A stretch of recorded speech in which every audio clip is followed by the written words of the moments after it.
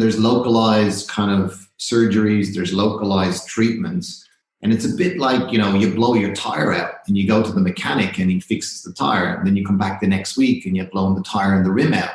And the mechanic fixes again. And then you come back again, you blow the tire, the rim, and the suspension out. And eventually the guy says, are you driving into a pothole or something all the time on your way home? He says, yeah, I do. And you have to navigate the lower back. If the lower back was a tire or a spring, just because it's breaking there, that doesn't mean it's always the side of the problem. In other words, the localized approach can give you that palliative approach, can numb the pain, can stop the responses of letting you know when you're getting into a range of motion that could be challenging your body. But generally, it's a mechanical, a faulty recruitment. There's something going on with the support mechanisms. There can be mental emotional referrals from organ pathways. There's quite a lot of things to consider. So the localized approach of just do a disc, take it out, put in something new, what they're doing now, and just cortisol injections. That is a short stop solution. And unfortunately, they don't really treat or address the causality of what caused the back pain. Welcome to The Body Never Lies. I'm your host, Leela Lutz. Each week, myself and experts from around the world help you uncover the secret ways your body communicates with you to empower you in your own individual health journey. At the World Congress of Back Pain, it was said that 9 in 10 people will have back pain at some point in their life. Of course, that will occur in varying degrees. What I have seen a lot of in my work, working with injuries as a Chek practitioner, is that many people who have back injuries come to me with such a glass ceiling with their diagnosis and treatment options. So if 9 in 10 of us are going to experience back pain, what can we do about it? For those who have it severely, what hope do we have? Is surgery the only option? Why is there such a high incidence of back pain? And just what is safe? As you know, so many people are told never to deadlift again and limit so much activity. Today, my guest is Donal Carr, Chek faculty and Chek practitioner, and wait for it, my first ever mentor in the fitness industry. You see, almost 20 years ago, Donal interviewed me to be accepted as a personal trainer, and he was, in fact, the reason that I became a Chek practitioner. I've watched Donal rehabilitate some of the most complicated injuries over the years, and it is my pleasure to have him here today on the show to discuss the myths of back pain. Well, today, everybody, I've got a very special person on the show because this person, Donal Carr, was actually the first mentor that I ever had in my whole career. And we were just laughing. Donal, thanks for coming on the show. You're welcome here. We were just laughing because we were going, well, wow, we're actually old because it's coming up to my 20th anniversary of doing what I'm doing. So when I first came to Sydney and I wanted to become a personal trainer, Donal actually interviewed me. And I will never forget because you asked me to show you how to do something on a machine and I was like, I don't know how to do it. But you're so good about it. But anyway, I was very, very lucky, and I want to say thanks to you as well, Donal, because if it hadn't have been you who was my first PT manager, I don't know if I ever would have become a Chek practitioner. Well, thank you. I mean, you had the interest and curiosity to ask the right questions, so it was easy to lead you down the path the right way. Well, it's a long path. I'm still traveling. I think I'm only about halfway down it a bit. 20 years into it, and I still think, oh my God, there's so much to learn. So yeah, it takes a while. It does take a while. So yeah, so Donal was my first introduction into becoming a Chek practitioner, and thus I went along and studied. And now Donal is Chek faculty, and you've been Chek faculty for quite some time, right? Yeah, 2007, 2008, I started teaching. So yeah, it's been a while. Yeah. So tell me a bit about your career, because I think we all used to laugh and bond because we both were models at one point, which I laugh at now as well. Yeah. We don't look like models anymore.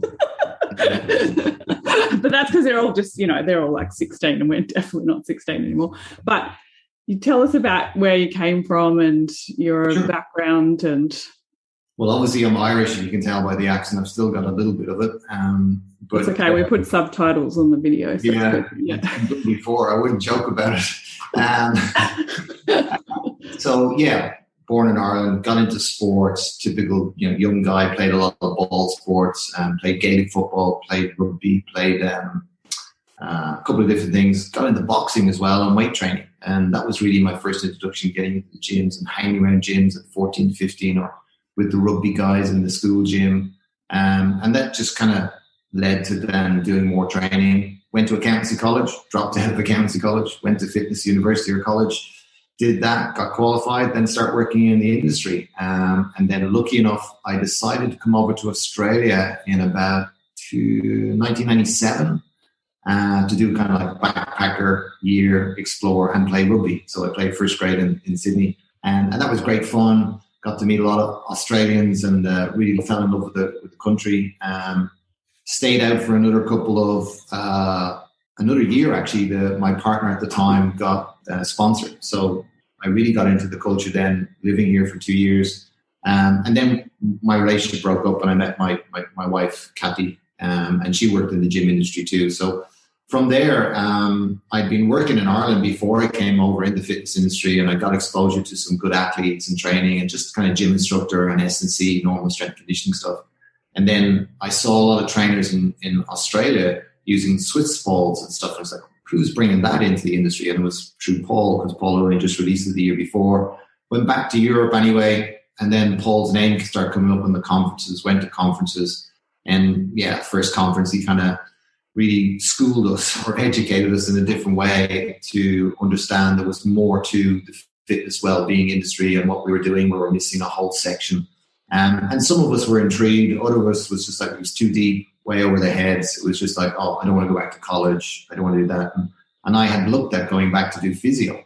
So it was either do mature student as a physio or do something in the industry practical. So I decided to go down the Chek route and understood it was going to be a lot of home education, and it was pitched to me like a adult kind of doing college at night. You have to put the hours in. So started that process, led me down a pathway that expanded into different types of strength and conditioning, different types of body work techniques, different type of stretching, Ralphing, Alexander techniques, stuff I'd never heard of before. And then as we got deeper into the Chek program, I started to realize I had gaps with my knowledge around nutrition and helping clients. And I knew enough for myself, but didn't do enough to help or really solve some of the clients' issues I was seeing. So long story, been doing that now for, what's it now, 1991 I was qualified. So yeah, just over 30 years now. And as a Chek practitioner, when I got into the rehab, that's about 20 years. Started lecturing as well about 20 years ago, but that came about from my own trainers. I had 8 personal trainers. I needed to educate them.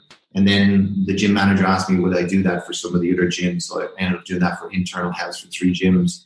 And then that just led on to, public speaking, corporate speaking, keynote speaking, and then lecturing. And then I picked up a role in Fitness First when I came over to Australia in 2003.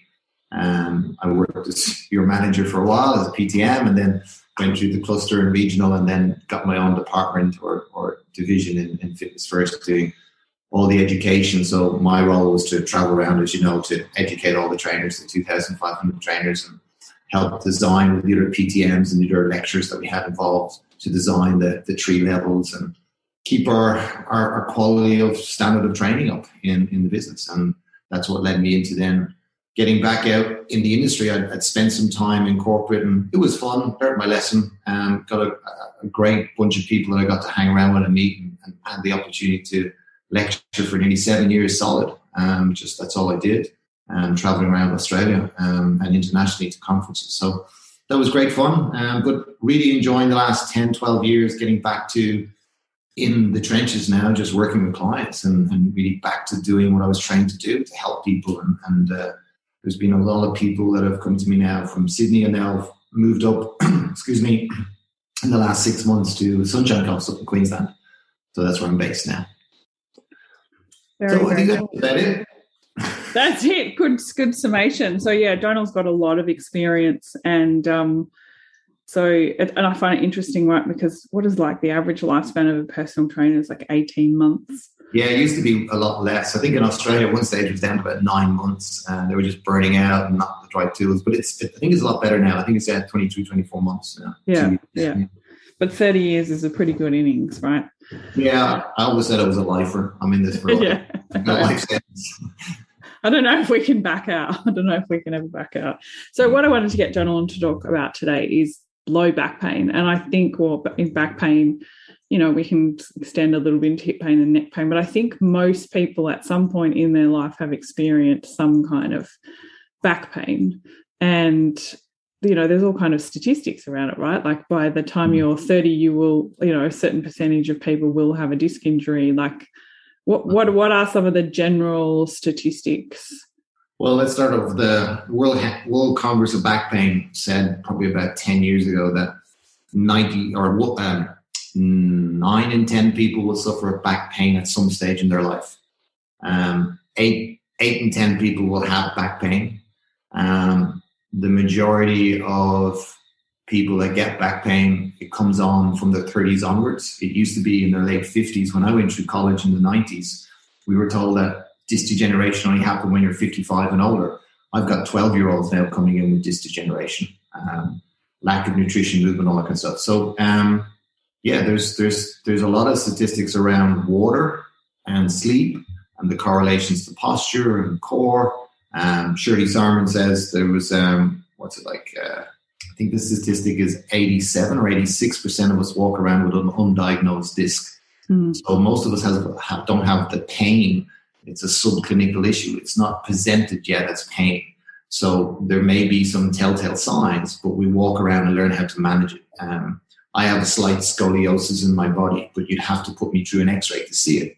It's a very slight kink. Most of us don't have optimal posture or perfect posture, as Lila will contest as well, from doing so many postural assessments. We don't find perfect posture. It's kind of like a fluid thing that you move in and out of. And some people may hold it for a while and then lack of training, too much, too little. But it's something that it's kind of optimal position to control. And I think a lot of us have lost that. And that's really where the seated posture, the more time we're sitting and we're dehydrated, those things are going. But they're just some of the general stuff.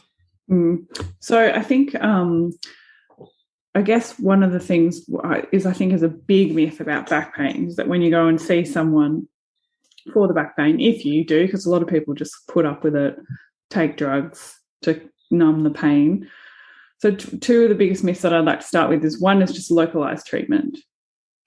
And what, so people will go to a physical therapist of some kind, massage therapist, and they will have that area massaged, adjusted, worked on.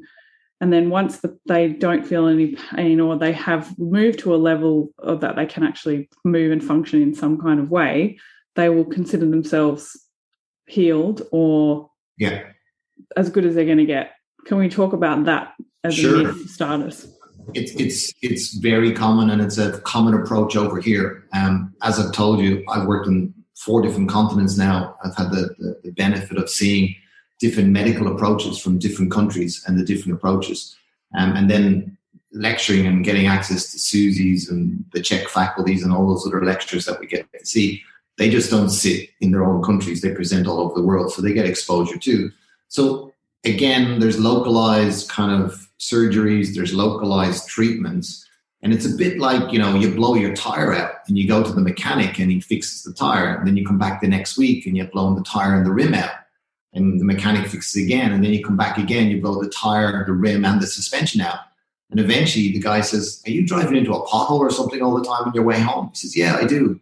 And you have to navigate the lower back. If the lower back was a tire or a spring, just because it's breaking there, that doesn't mean it's always the side of the problem. In other words, the localized approach can give you that palliative approach, can numb the pain, can stop the responses of letting you know when you're getting into a range of motion that could be challenging your body.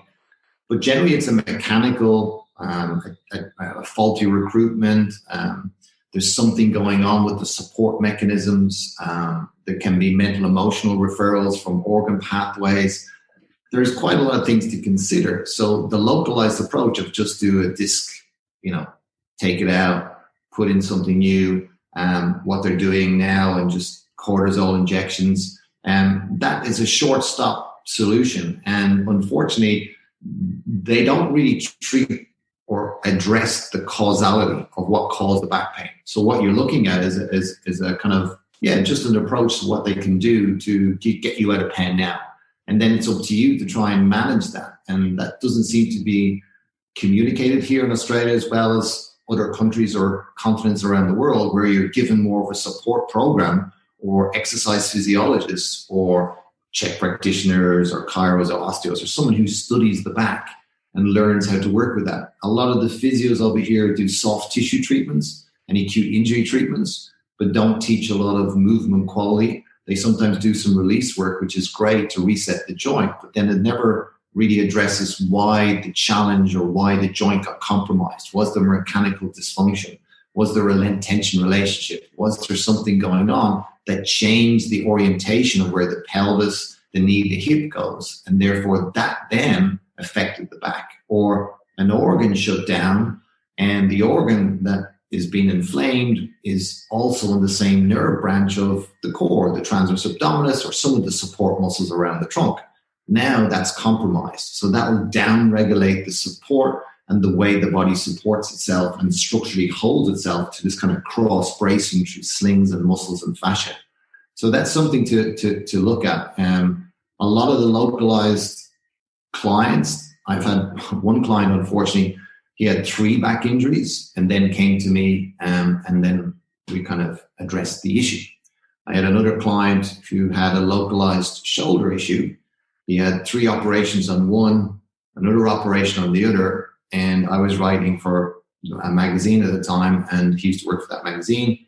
So he asked me to assess the shoulder. I assessed the shoulder. There was nothing wrong with the shoulder. He had a rib that was twisted and his pelvis was off. So his rib cage and his first angle and his clavicle was off.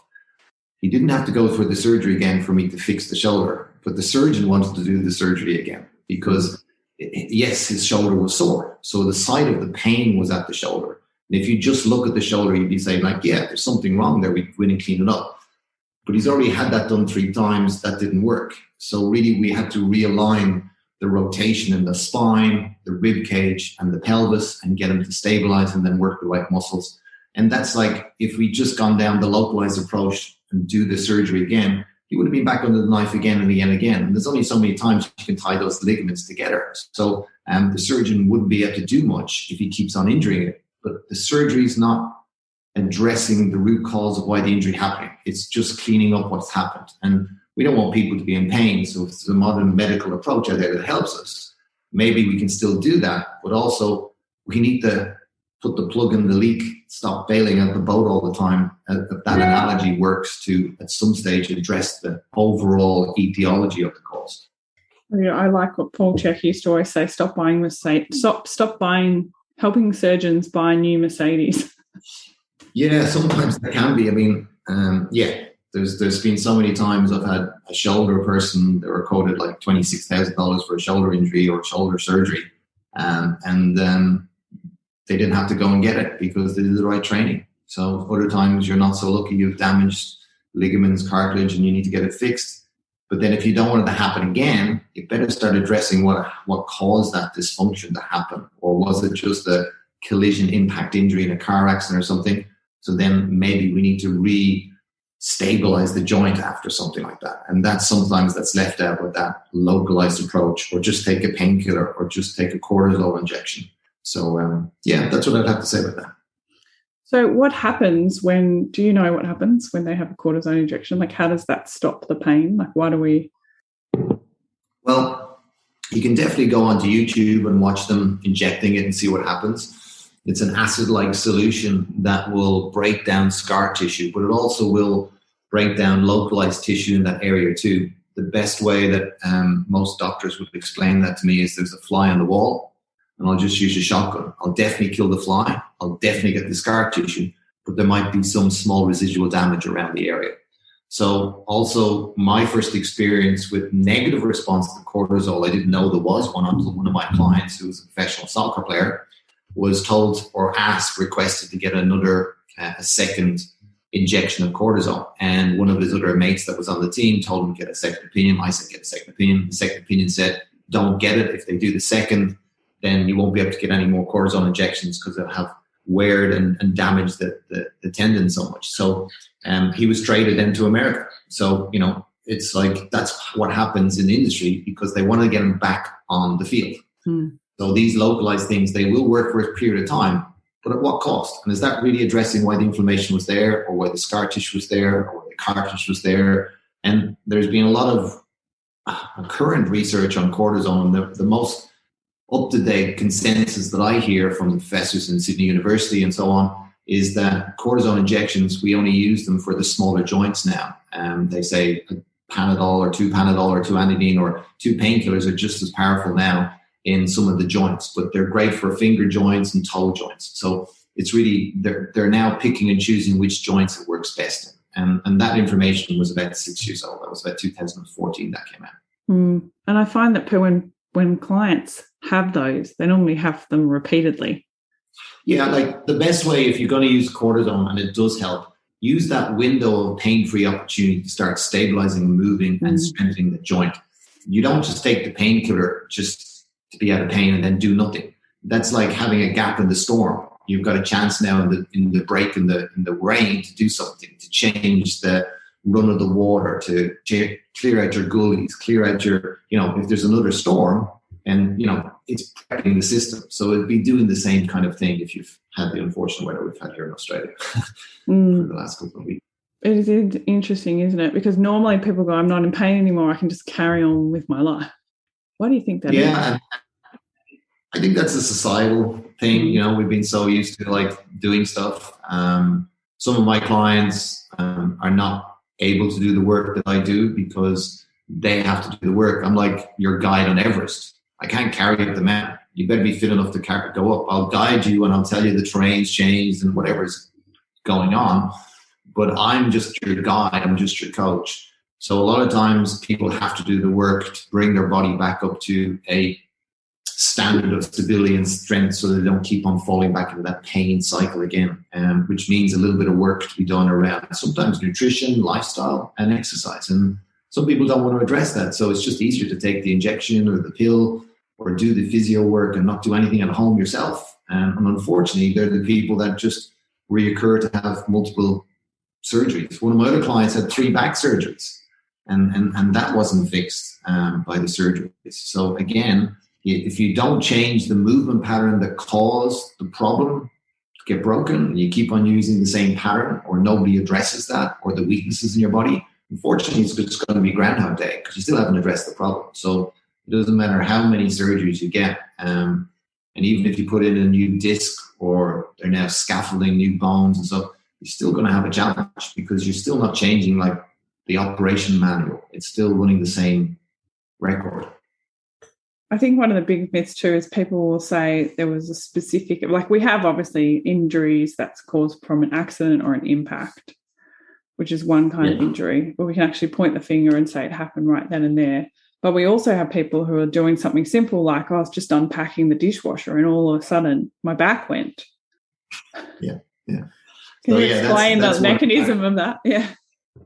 Well, I'll give you my experience in the industry. So I've been doing this for 30 years and so 20 years deep in rehab of back people. So for the last 20 years, I would say I probably had about 2 or 3 car accidents or a plane accident or someone falling off like a cliff or something.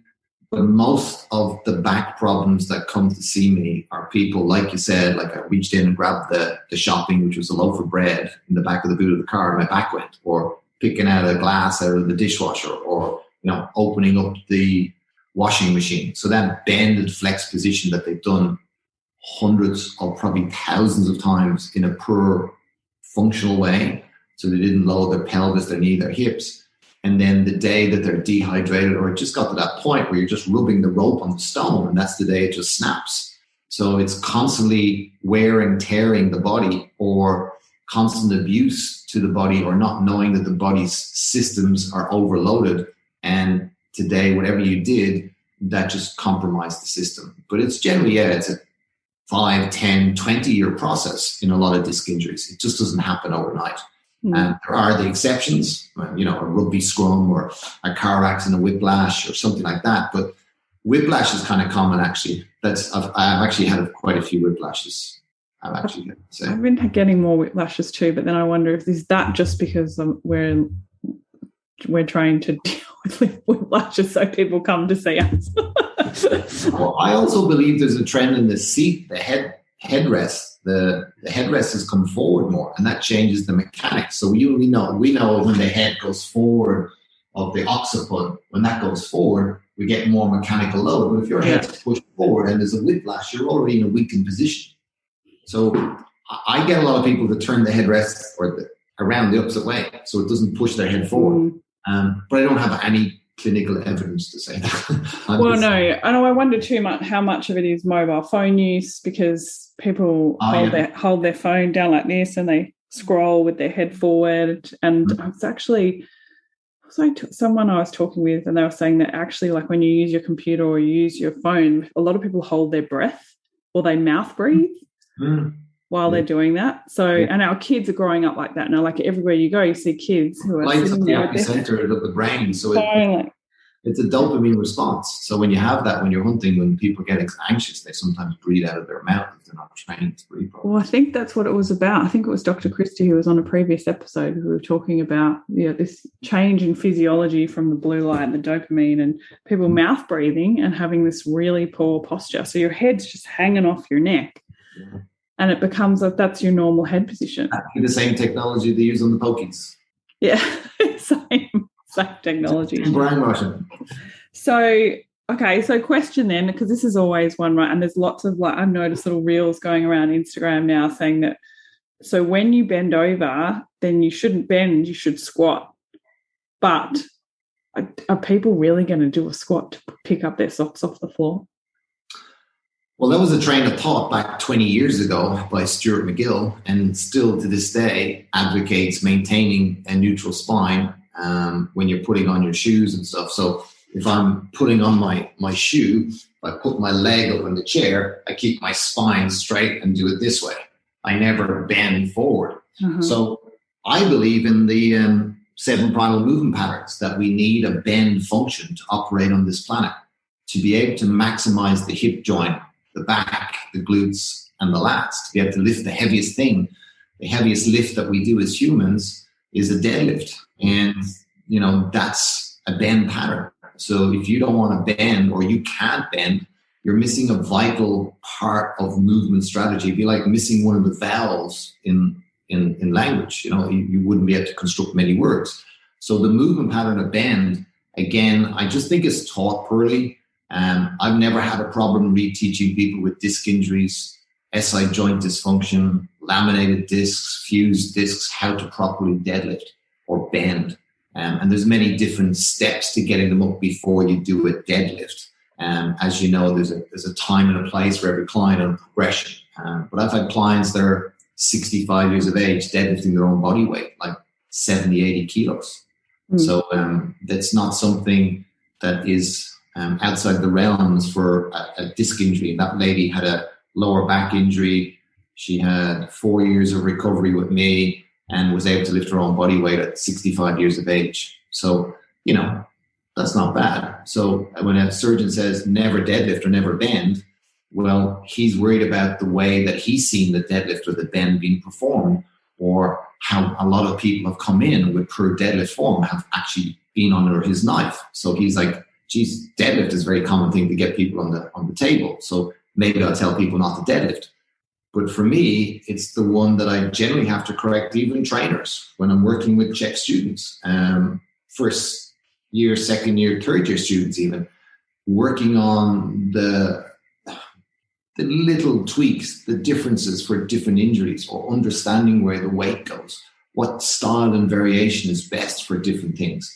So that's kind of a detailed when you get into strength conditioning, but it's not as much as that when you layer the rehab then on top and you understand the 3D loading anatomy, the fascial lines, the nerve anatomy. Like the strength coach doesn't really get into that information. So you can actually use your knowledge as a fitness or strength coach. And then when you have the higher understanding of the nervous system, the organs, the fascial lines, and the movement patterns that are supposed to get the right biomechanics in the joint, when you know a joint should be in a certain range or range of motion, and if you've got the ability to be able to move the exercise so you can target muscles, which, you know, I learned over the years.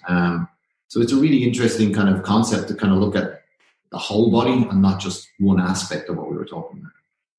I think so. But also, like, do you think, I mean, I don't know what the actual number is, but we should be able to load our posterior ligamentous system in a fully flexed position at a certain amount of weight, right? So for the lay people, I'm saying you should be able to bend down and pick up your socks. Yeah. I mean, in a fully hunched over flexed position, like there is a certain amount of load that a healthy spine can carry in that flexed position. Yeah, you should be able to carry your own body weight or lift your body with your body and body weight. So there is then a level of competency. And, you know, I've definitely trained so many people through back injuries and surgeries, and after their surgeries, or they didn't want to go for surgery, they tried a different approach. And there is a norm that they can definitely get their own body weight. And when they got their own body weight, I can say, bye-bye, off you go to the gym now and go back to your trainers and whatever. Because now you could pick up your wife in an emergency. You could pick up your kids in an emergency. You could 2 gas bottles. You know, you can do stuff. You know, you're not, you know, I can't pick the suitcase off the carousel at the airport. You know, you'll be able to do those things again. And you'll have capacity of spare strength to do that as well. You're not going to be able to pick up a car. You might be able to do a sofa. And I think that's kind of like, you know, at least if you're a person, if you want to help someone grab a box out of a car or help to lift something, I think we have to have that capacity to be able to do that. Or for me, otherwise it's kind of like, well, you're not really rehab. You're not back to real world life. You can't move optimally yet. So it's like you're missing a gear. Everybody else has 7 gears and you've only got 5 or 6 because you won't use the bend pattern, or you didn't master it before because you didn't have proper coaching or guidance. So maybe with the right guidance and setting up your body to get the right orthopedic range in the joint, stabilize the joint, then strengthen it, and then look at all the other factors, because there could be other considerations to that as well. Well, this is a good place to talk about, I think, the fact that our job as Chek practitioners was to fill that gap in between rehab and strength and conditioning. I think one of the things that's unfortunate, well, when we were talking about this in a couple of episodes ago, Ross and I, a personal trainer who's been doing some awesome work, we've lost the ability to collaborate and work together. So, and I think, like, it's not possible for everyone to know everything. And there's this huge gap that Chek practitioners fit into, and I think I wish more people would work in that space, whether you work with the physio, because you can't do the soft tissue work and the injury diagnosis, you know, so the physio does that. But then the physio doesn't understand movement like a strength and conditioning coach does, because they're more seeing people in the clinic, on the table, you know, that kind of thing. So often I'll find the way a physio teaches a squat, I think, well, as soon as you load that squat up, that person's going to fall over if you teach it. I have to make a point there. If you can tell me one physio that spent more than 26 to 20 hours on exercise in their 4 years of college, please let me know. 24 hours of exercise I covered in my first week of university on exercise college. So if you go to a physio for exercise, please, like, they're not all the same. No, they're not all the same. And that's the thing. I think that we have to get better in the industry at going, well, that's not my scope. Like, I'm going to do the soft tissue work, but I know Donal can take you from this place. You're not in pain anymore. So as soon as you're not in pain from the soft tissue work, please go and see Donal, and then Donal can get you moving. I mean, I know you do a lot of soft tissue work yourself. And yeah, I think I know what you're getting at. I mean, it is, I say to a lot of people when they come working with me, I act really like a project manager sometimes, because I'm sometimes coordinating the physio when they come in for the treatment, and I'll work with them, or I need a chiro or osteo to position the joint, and then I stabilize it, and then I do the nutritional and the mental emotional, I calm down the system, stabilize it, and then there's a stubborn piece, or I can't release something, so I send them off to the soft tissue expert, the physio, or whoever does that for me, But yeah, I think that it is a very important thing. And it was drilled into me when I started.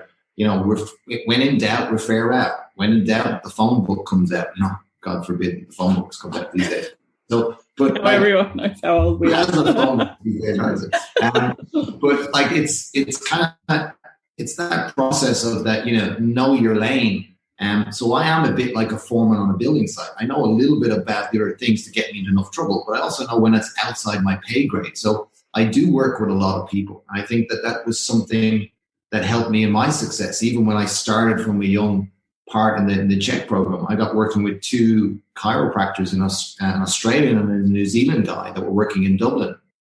And I ended up getting 12 healthcare professionals that came to my Swiss ball rehab class. And they were just like so helpful, and they were like so interested in all the information. And that allowed me to then go as a young guy and not feel that, because I knew nothing. I was like so green. I had no idea. So you're asking silly questions. I look back now, like how did they throw me out of the room? But you have to ask those questions and have time around those people. Because yes, I wasn't trained as a physio, a chiro, or an osteo. But we cover some of those assessment protocols to identify, so we can refer out to someone to diagnose, or we can find out that this is a correlation, and then multiple tests program, we might say, hey, I want you to get MRI or an X-ray. And now it's not a waste of time or money, because we've already had these indicators from so many different tests to help us. And so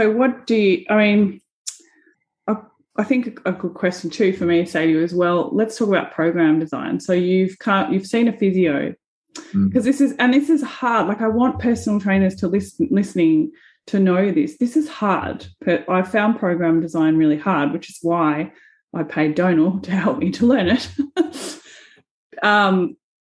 There's a real decline in the industry of the level that you should be working at, right? Like, if you want to be a level 4 Chek practitioner like I am, you have to hand in a lot of casework, and you have to show a very high amount of proficiency. And one of the things I was really struggling with program design, I remember having to write this program and getting Donal to sit down and help me with it. So I would say to people in the industry, if you don't know something, ask someone to help you. And Donal runs mentoring programs, and I can't say enough about having a mentor or working with someone like Donal to help you bridge this gap between rehab and strength and conditioning. Because I think the huge part that's missing is understanding the program design between rehab and full strength and conditioning. So can you sort of give us a few tips on that? Because, just certain things like, how do I guess people expect to go, well, I went to the physio and I stopped hurting, so now I can go back to deadlifting. Yeah, okay. I think, like, to wrap this up, I think the strength and conditioning element in the fitness world has been dropped by the fitness industry, the PT industry, and I haven't met any healthcare professional that knows how to program design for an Olympic athlete, a pro athlete, a rehab person. They have no idea. So the only people that are out there, like what I did, was a strength and conditioning course and then a university degree, and you'll get the information Otherwise, I would have struggled through the Chek program. Because remember, Paul had been working with the Chicago Bulls, Olympic guys, professional athletes for years. He knows how to program design at the elite level. He spent a lot of time in different Olympic federations and so on, training some of the top athletes in the world. And he's a clinical expert and that. And then he expects the same level of standard of when he writes a program that our students he wants to teach us. So we've got some in-depth courses on program design and advanced program design, which, as you know, is about 10 or 11 hours at least of study. And then when you go through the courses, when we teach the different levels on IMS 1, for example, we'll spend literally about 2 hours every day breaking down programs, doing a board session and explaining the time under tension, the reps, the sets, the frequency, how many times a week it's going to be for different types of tissues, how you periodize out. You can't just go from zero to hero. You can't just go out of pain to deadlift, as you said. There's a step-by-step process. There's an adaptation in the body that needs frequency and overload. So if you don't have enough frequency, the body won't respond to the right training. I love cooking, so I make the same analogy to, it's like the heat in the oven. You will either undercook it or overcook it or burn it. And there's a certain heat for different types of muscle. There's a certain rep range for different types of muscle responses. So if you're working an endurance athlete, it's a different rep range to your rugby player or your surfer. It depends on the length of the sport and the activity. So all of those factors for me, they tie into the program design. Program design also for me, I have a real challenge when we come into seeing lots of different kind of HIIT training programs for a rehab person. I've had Olympic athletes that are representing Australia doing CrossFit sessions. And they're just picking a workout of the day from the cloud, from some other box around the world and saying, I'm going to do that workout today, rather than specifically designed strength programs. And there are strength coaches in the AIS and Homebush that I know that are really qualified, well-experienced trainers, but it doesn't seem to be filtering out. I mean, we're still seeing it around the world. Program design, when you get a program, there needs to be some order in regards to how the program is laid out. There has to be some rational thought to the time under load, how much of a load this person can handle based on their allostatic or physiological load or their stress level, their book level. So you can't just have, you do 50 reps where, some days they could do 20 reps, other days they could do 40 reps, and they may be able to get to 50 reps in 2-3 months. But if you write that down, it's too disheartening. It's too far away from where they are. So the program has to cycle. So I cycle all of my programs every 6 weeks. Everybody's program cycles every 6 weeks.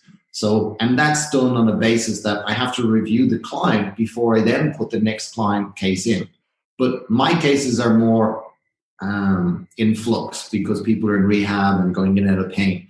But when you're getting a program for general training, you should be changing it every 4 to 6 weeks, or maybe 8 weeks if you want to do a longer cycle. Most athletic programs, when I work with pro athletes, we're changing it up every 4 to 2 weeks. They don't stay in the same bunch of exercises and intensities or speed at which they do the exercise, which is the tempo at which they do the exercise. Sometimes we pause, sometimes we go faster up or slower down. So there's differences that we can do.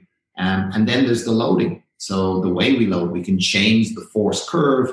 So that's really important to know where the rip is and a tear in a muscle, or where the fascial injury is, or where you're trying to pump fluid or nutrition back into the joint, how you want the muscle to contract. You want the proxial to distal or distal proxial, or you want to come closed chain or open chain. Where does that fit into the program design? And then I'm doing some stuff, kind of a surf program stuff, and just doing some research around that. And I was spending today just researching some of the best exercises on the internet for surfing. And, there's some exercises there. And, if you're on a surfboard, the thing moves, right? It moves underneath you. So if you're doing push-ups off the floor, does that really replicate something moving underneath you? So if you put your hands on a Swiss ball or some kind of wobble board, now we've got something that replicates. So we've got an uneven surface and tilting and righting reflexes, 2 different nerve branches in your body. But this great internet training stuff, they're training off the floor. The last time I saw, surfing is not done on the floor, it's done on the sea. So again, cool little exercises, but just the wrong medium. The program design is flawed. Sometimes the order of exercises is a big challenge for people to understand, and the length of time, how many sets and reps, what they're supposed to do. Really, this is a huge topic. But I think that the major thing for me is when I get physio sheets or some other program from trainers or Chek practitioners, what most of us do wrong is the order, the complexity, and we put in exercises that sometimes fatigue or challenge the joint before it can be stabilized. And that to me is the real challenge, is trying to educate people enough to get to that point. I love doing it with my clients because I'm a teacher and a lecturer for the last 20 years. I just go, right, just bypass. I'm just going to straight teach the client. Well, I think as well, like a lot of physio programs, and I work with some great physios, we're not bagging out all physios, but sometimes I get programs from physios and they're just boring. They're just batshit boring. And no one's going to do something that they they find boring. They're just not going to do it. I think the number one thing I see is, like, if I opened up one of my uni books from 1990, you'd see the exercise in black and white pictures. They're the type of exercise we see. And they do a little stick man. They have no idea what that's really supposed to do. And it's a general approach for everybody. Everybody gets the same little handout. So it's not tailor-made to the specific, injury or disc or problem that's going on. I've never had two clients that are the same. I've never had the same injury twice with any client. So every disc injury is subtly different, and everybody is different. So the terrain is different. So the game is different. We're kind of playing this sport that the field changes every day.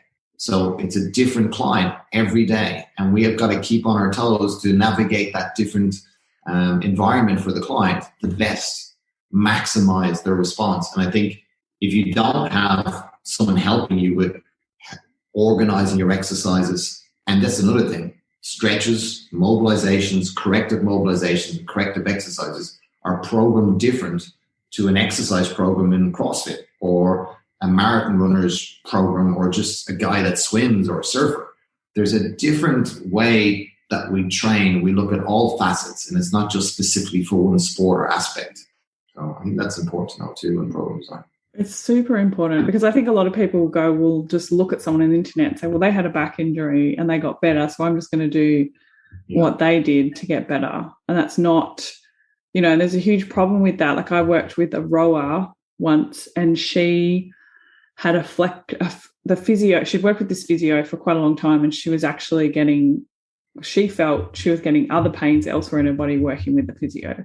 And he had addressed that she couldn't keep her foot straight in the boat.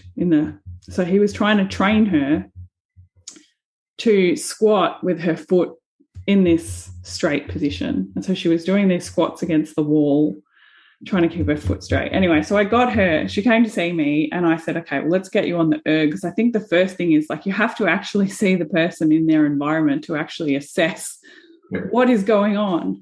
And so I got her on the erg, and I could see this foot. I could see it. This every time she would come in for full flexion before she pulled out, she would really rotate her foot out to the left. And you can't do that.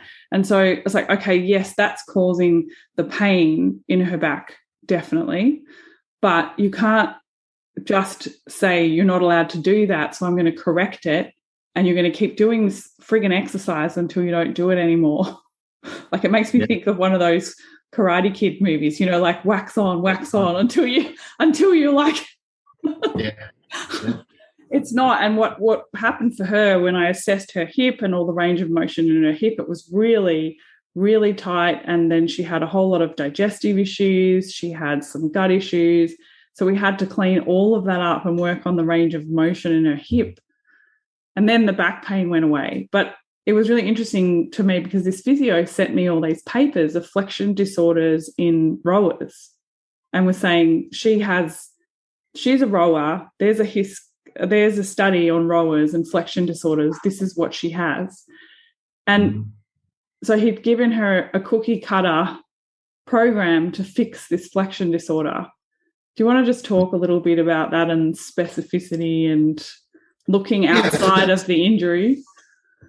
Yeah, I mean, that's another classic approach that our industries have fallen into, is that we've tried to make it easy approach, or one size fits all, or this is what we do for every knee joint and hip joint. We give them that squat variation or whatever they were giving them.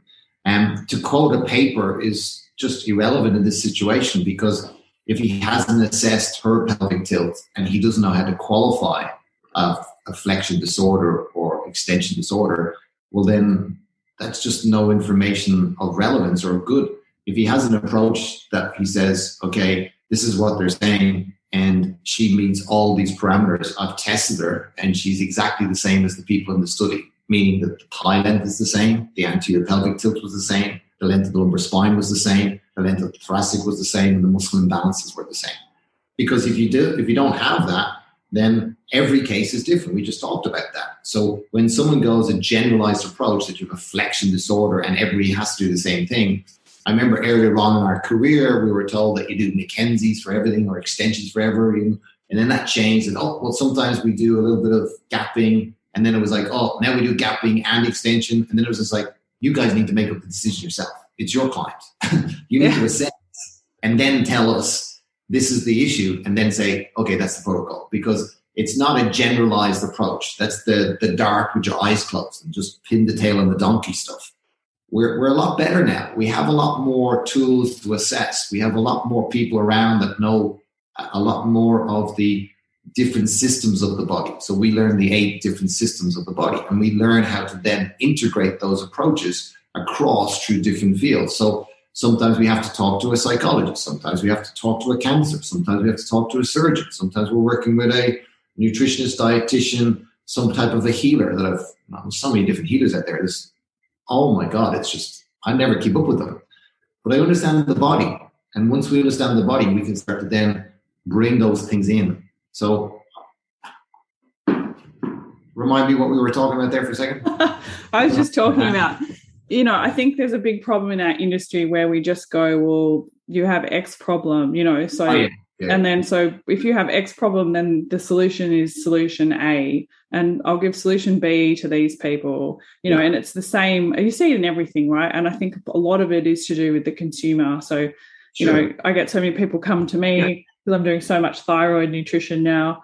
I literally just want a list of foods that I'm not allowed to eat and not allowed to eat, and I just want to follow that. It's like, well, okay, but still you need, the right to get the right macronutrients at the right time for your biochemical individuality. Everybody's trying to simplify the most complicated thing in the world, and it just can't be done.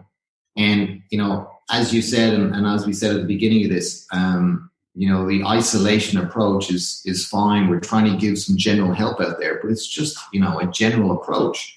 And it doesn't really cut the mustard. And at this point, it's like really, there's so many do some rotator cuff issues if you've got a labral tear. Well, that could cause more problems, especially if the arm is in the wrong position. It's the same with extensions. So you could be causing more problem by going hyperextension. And the extension may be needed just in one segment, but not allowing the other segment to move. So we might have to block it. And that's where a skilled therapist would learn how to do that. And then once you learn how to get the segments working, then we now have to transition them up to a rehab exercise and then a general exercise or bodyweight exercise. And then you do like a strength conditioning exercise. Mm-hmm. So the specification of just here, everybody that has an L5-S1 disc injury, do this stretch, this exercise, and eat this way, and you'll be fixed. It's a fallacy. And if you haven't learned that by now on the planet, well, you're going to be duped again and again and again. Secondhand car salesman, watch out. Sorry, that's it. We have to, I'm now a grumpy old man. You have to grow up at one stage. be an adult. I love to say that to myself 25 years ago, but it's the same. We all have to grow up and look at these choices I'm making ain't working. If you've done 3-4 surgeries and it has worked, there's a game called, and you hit 3 times, you're out. Okay, so that's 3 strikes and you're out. Give it 3 goes, but if it's not working, change tack, gather more information, ask a mentor, reach out to someone. Yeah. So when we are talking about program design, I think it's really interesting the way we would do things, because sometimes I watch people do rehab. I had someone who had a brain injury, and he was showing me the rehab they were getting him to do at the hospital, and I couldn't work out why anyone would. I worked in a couple of hospitals with clients where I've been asked to come in by the family and help the physios. And when you get in there, you generally meet year 3, year 4 students and physios, or physios that are working in the public system, couldn't get a job in private system. So they're generally not the high end of the class. And then there's other guys and girls in there that are so great, and they do movement quality stuff that's very different. So one of my experiences, a guy from San Diego University, he was well known for working with biomechanical issues. His program design was sketchy at best. It would never hold up in what we would do. But his results were great because his approach was similar. He kind of warmed up the tissue, pumped the tissue, stabilized the joint, and then taught them a strategy to strengthen it, and then gave them a reinforcement to go home with and practice. Now, he didn't address the nutrition and the lifestyle and all the important things there. So, for me, there's room for that kind of stuff. But I think you're you really need the full package. I mean, as an example, like if you do a back injury and you don't eat collagen and you don't have good water and you don't sleep, I wouldn't even put $1 on the bet. Like, it's wasted money. It's not going to work. There's so many people that miss out on the other factors, and the program design and the way you put it together is just as important as when you get up, how many hours you sleep, and how much time you put into healing yourself, and how much time you keep on undermining yourself with negative movement or negative thoughts or negative nutrition or negative lifestyle factors. You can have the best exercise program from the best physios, chiros, osteos, whoever they are, and stuff up the rehab by not sleeping, not eating right, repeating, pushing your position in your body, sitting, ergonomic, bad position. So those factors, you need really someone to manage that a little bit better. So what I was leading into there was infant development and how we start looking at infant development, which I think there's more sort of movements or wellness groups coming more into the infant development stuff and starting with that as a rehab. And every time I teach that stuff with people, they find it so fascinating. Well, it was a big aha moment in my career when I learned about infant rehab. And I suppose Paul introduced that to me and the Chek faculty.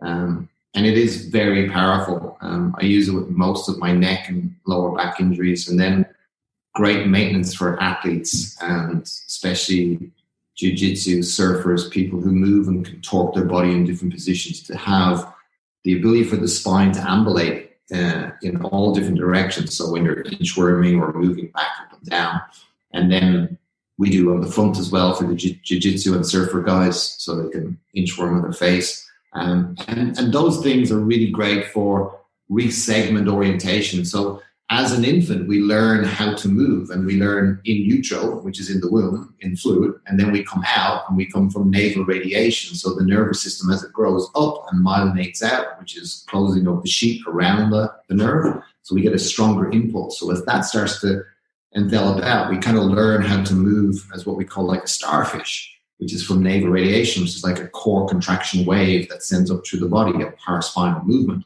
And that wave contraction starts to get these neurons to fire, it starts to toughen up ligaments, it starts to work hard the surfaces of the body and the back of the pelvis and the shoulder blades, so they get more calcium laid down. You start to articulate your joints and so on, and then the baby rolls over and starts to move on all fours or on their belly, and that starts to develop curvatures in the spine. And as that starts to go through the infant development stages, the infant will either get proper time in that development stage and learn the skills or attributes that they should have got in that environment.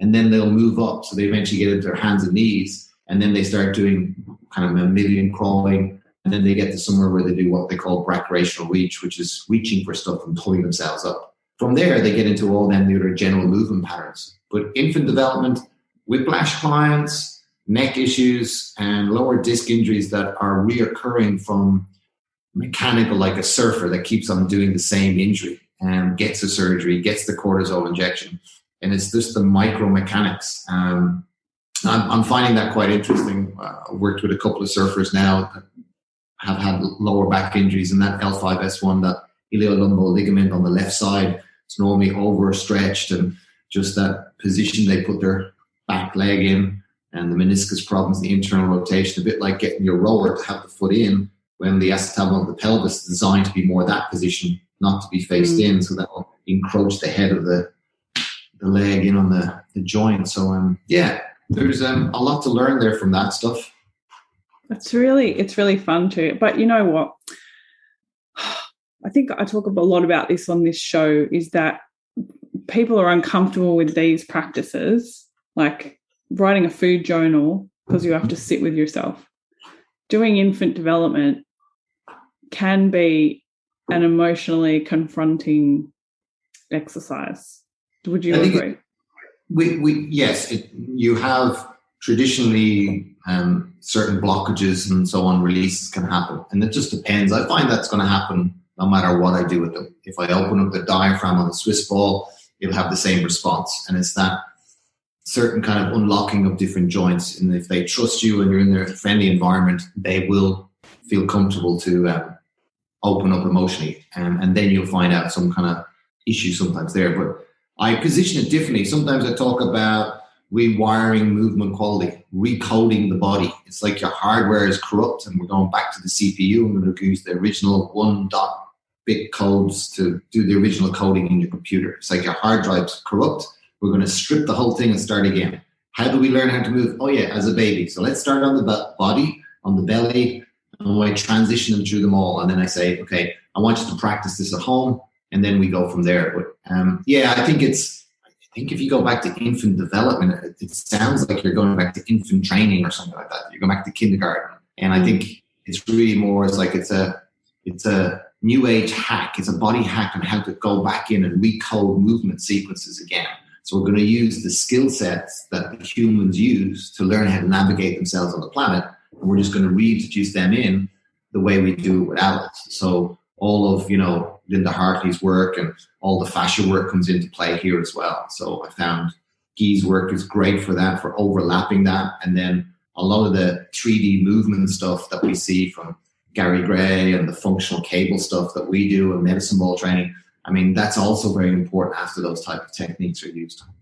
So Jonah was talking about Raina Hartley, and she wrote a great book called The Wisdom of the Body Moving, which I highly recommend to anyone. I reckon if everybody could just move, spend some time doing that movement, it's so good for the soul. I've actually been teaching it at my daughter's school because she goes to a Montessori, and they're very much about having an environment that encourages kids to move in the infant community. And my kids went to Steiner School and they did eurythmia, which is similar kind of thing. Yeah, it's amazing how much our environment, I guess this is a good place to talk about it too, right, is that how our environment is actually causing us to be so dysfunctional. And so I'm not saying, I really admire Donal and Kathy to go and live up in the hinterland in the country and be closer to nature, but that's not the reality for every single person. I mean, even for me, through the pandemic, I really had to pivot. I hate using that word, but I had to pivot my business, and I now run an entirely online business. And I sit on a Swiss ball. I'm sitting on a Swiss ball right now, but I sit at a computer all day. And so, but I have a really successful business doing that. So sometimes the reality of the environment that you're in is such a way that you actually need to compensate for that, right?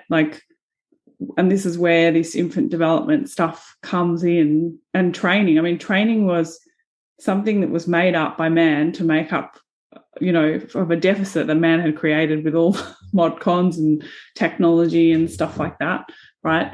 But children are really being disadvantaged by this. Yeah, it's like a desensitization. They're not having enough risk reward. They're not allowed play enough in environments that, when I climbed up a tree when I was younger, I knew not to reach for that branch because the last time I did it, if I didn't get it, I'd fall, or I saw my brother fall or my friend fall. So there was an understanding that that's beyond my capability. But it's kind of like we're now afraid to let our children do anything. The environment has been stifled a bit like the helicopter parent, that won't let anybody do anything. So I think that that's something. But I'll just bring it back to one point.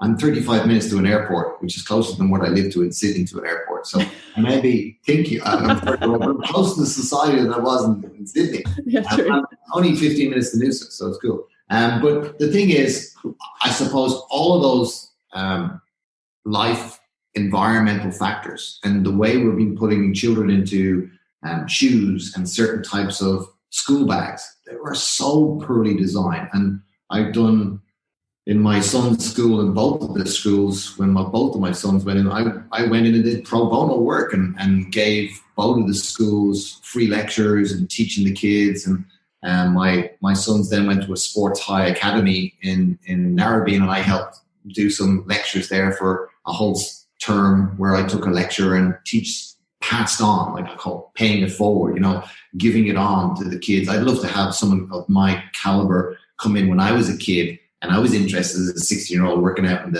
with the weights room with the rugby guys, and someone that knew what they were doing. We just didn't get exposure. And I think that our kids need to have exposure to exercise and movement, but it shouldn't have to be formalized exercise. I think the CrossFit kind of theme is really great, getting people in community, targets, working towards goals. I just think they need to polish a couple of things up, and like every industry, so they'll learn as they go along. And then I think, still need to work with kids to get them to move more and exercise more. I've had a couple of clients now, and I never had anybody before that had never done exercise. Like a client that had done no exercise as a child, had done nothing. And that was the first time I'd ever met someone like that. And that was only like 10 years ago. And now they're becoming more popular. That there are people in society that don't do any formal movement, and they don't play any sports or don't do anything in school. And unfortunately do what you're doing, sitting down all day, which is adding to the problem of our environment. So exercise doesn't have to be formalized, go to a gym, puff and puff. It can be generalized movement and activities. I'm now on a property and I'm cutting wood and I'm digging and I'm doing manual labor, which I'm loving, getting back to doing stuff like even cutting grass and doing stuff. It's hilly property, so it's like hill sprints and it's like sled pushes. So it's not just cutting grass for me, but I can only do it when the weather is good. So I have to work and make a living during the day like everybody else. So I don't want to become a landscaper, but I enjoy, if I get an hour or half an hour, go to the gym or go out and cut some wood. I'm going to go outside and cut some wood. So again, that's a movement quality that I can do, and I can go play basketball with my son or do whatever I want to do, because I've done all the things in the gym and kept those movement qualities there, the squat, the lunge, the bend, the push, the pull, the twist, the gait, kept my joints stable. I still have some postural issues, but I'm managing them in that fluid position. And I've been quite lucky not to get any pain or injuries from that. So I think the environment of a child and the environment of an adolescent sets us up for failure or success, depending on the stresses and the environment we engage our children into. So, getting to play sports, get them to play music, get them to move, get them out in nature, connect them to activities. It sounds like but getting kids to shovel and sweep and saw and hammer and simple things. But, some of us are missing those things. We should go out and do things and get active. I mean, it's up to people to be a little bit more aware of that. Not everything should happen in the gym. We've done that because society, we're not as moving as much. We're not walking as much. We're not as active as much because we're all taking modern transport and so on. Even just starts, I think, as children. Like, I think even like what I've loved about being part of the Montessori community is and taking Shanti there when she was 6 months old, was how little there is to play with.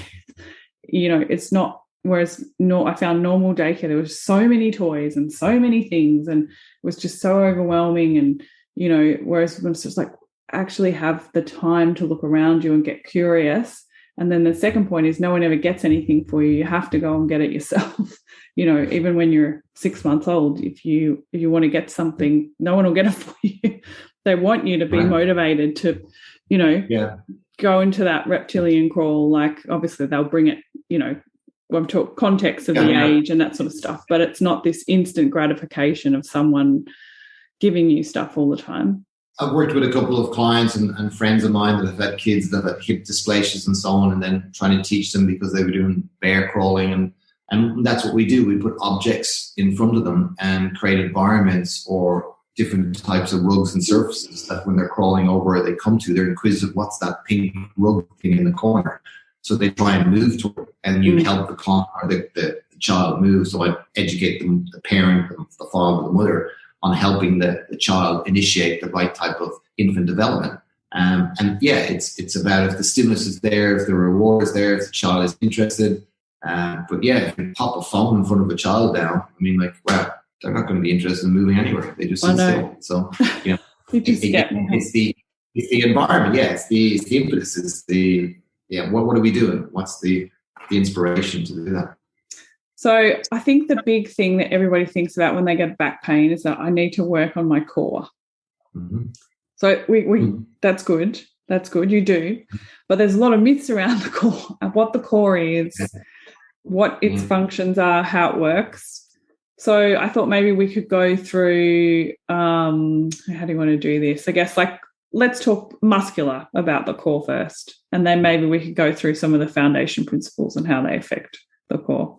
Yeah. Okay. I think there's still a lot of confusion in people that come from different fields and don't actually study mechanics.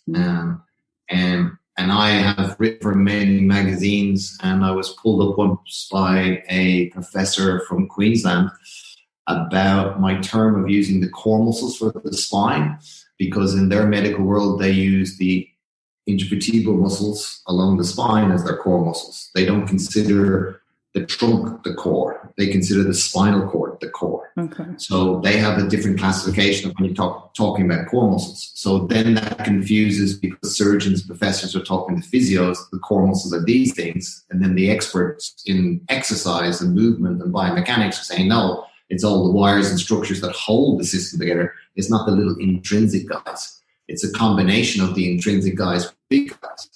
And then we had the Queensland professors from Queensland University, which is Hodgson Hydes. They start looking at drawing the belly button in, engaging the transverse abdominis. And Paul Hodges discovered that there was a feed-forward mechanism back in 1996 or something like that, where when you turn on or move a leg, your body has to stabilize the trunk so your leg can hinge from that solid platform. So there was a contraction in milliseconds, like 140 milliseconds before your leg moved, your core would turn on. If you wanted to move your arm, it was like 180 milliseconds or so, or 80 milliseconds before your arm lifted. So the core would fire first, because if you did that in the core, you'd fall over. So it's the displacement of the weight. And then there was this whole argument about, the Queensland professors brought out a book, and that was misinterpreted through the industry, that the book was When in Lower Back Pain. When in Lower Back Pain. Okay, and everybody misses that bit of the book. It's in the title. So when in lower back pain, your back acts this way. It doesn't say your backpack or your core acts this way all the time. In lower back pain, stabilization of your lower back. So there was a kind of people didn't read the book. I read the book. I had to read the book. It was part of my prerequisites for the Chek Institute. So when you read the book and you see what they did and how they did their studies and what they did, and it was very isolated, and it was very much, using ultrasounds. And we see the cueing now being interpreted very differently around the world. But in 2000, there was a big clash of ideas between local stabilization versus global stabilization, of bracing and turning on the big guys, and the kind of like inner unit stabilization, drawing, hollowing, which were all poor terms to describe what normally happens when you cough or whatever, your diaphragm, and how that works. So then the cueing kind of war started. What's the best words? How do we do it? What's the best exercises? The key response is that the confusion led to a lot more clarity. And for me, anybody still confused on the core, I think we've kind of gone past that. And a lot of us that have been working in the industry know how to do that. And I think you just got to get used to, as I said, there's no one size fits all. And trying to find the super exercise or way to engage the core, I've had to do multiple different things to engage people's core. And it's not just the same verbal cue of draw the belly button in, or pull up through the pelvic floor muscles, or, do something else. It's always individual. There's the general rule when we start that out, but then as a rehab specialist, or whatever you want to call yourself, Chek practitioner, or whatever you do, you need to be able to work with the person that's in front of you, not just the theory. So as we work through the core is supposed to stabilize and contribute to the platform for other muscles to act off and stabilize the joint so that joint doesn't get pulled out of position. So there's isolated stabilization, and then there's a recruitment to other muscles and a continuation of fascia lines. And if that joint or compressed area isn't held tight, when that kinetic force comes up, it'll either go into the joint or dissipate out into a different part of the body instead of being dissipated through what the body had intended to, the muscles, the transverse abdominis, the diaphragm, the pelvic floor. Those inner unit muscles is a teaching term. And that's used to describe one group of muscles that act in the same way on the same nerve branch. And then there's the other muscles that lie on the outside. But it's like saying this is the good hand and this is the bad hand. And I kind of go, well, God gave me both, or nature, whatever, so I'll use them both together. You've got a strong system on the outside. When I played rugby and I went up for a ball and someone comes to tackle you, I'm not just doing my inner unit. I've got everything turned on. But if I didn't have my inner unit, my spine could twist or buckle or shear. And if I only got my outer unit, I could have compressed my spine. So then when I got hit, I could have caused damage as well. So I need to have the underlying inner unit working. And that is very easily disrupted through pain, dysfunction, disc injuries, nerve compression, shut down by organ dysfunction, microbiome, leaky gut, fungal parasite, and the list goes on and on and on. So the core is, again, you have a look at where people do all these Pilates work and they can't stabilize their core because they're only good in their environment in a Pilates class and the reformer. But in real life, when they walk around and pick up the messages and shopping, they're only good on that. They've learned a different environment.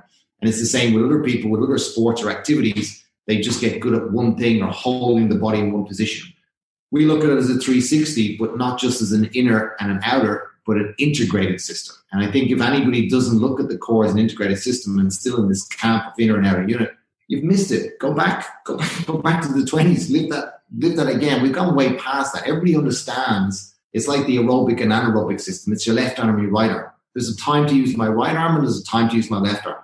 There's a time when I pick up a pencil, I just need hollowing bracing, lower level contraction on my abdominal wall. And then when I go to lift up a guy or lift up a heavy weight or a rock or something, then I need to turn on my big guys with my small guys. I need my full team on the field. I can't just look at one player.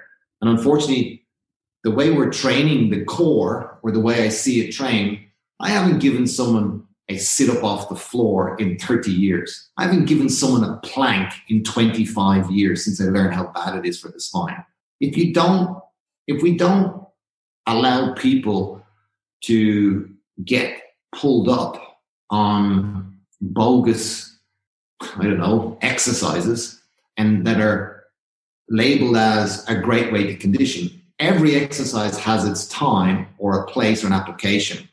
For the application of training the abdominal wall to its full range of motion, they are not great exercises. You can do different things with plank variations and different abstracts, and the same with a sit-up. So we can change a sit-up to a full body crunch over a Swiss ball or a Bosu, so we can articulate the full spine and not stop the spine from moving by the floor. And there's other ways that we can kind of increase the core activation.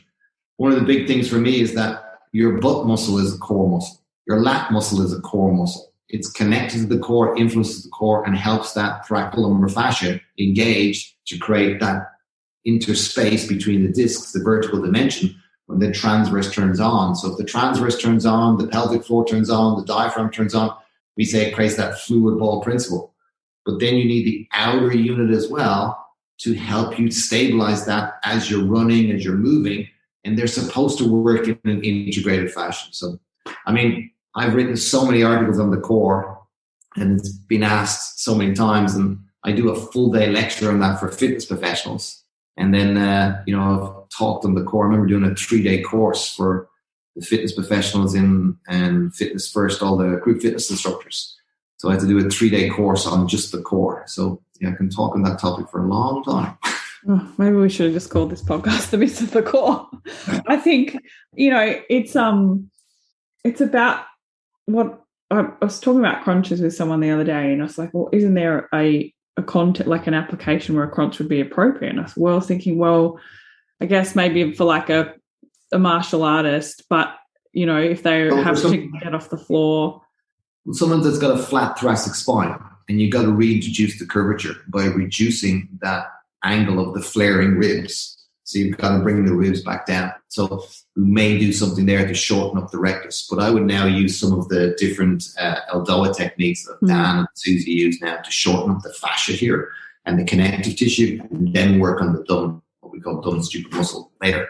I work on the nervous system and the fascia integration system, and the muscle will follow along if you talk to the generals as such.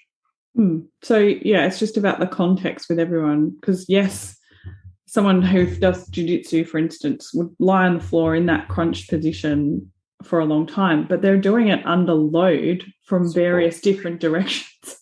So why do you need to train an overuse? So they're not crunching. So that's like a cyclist that's already in that position.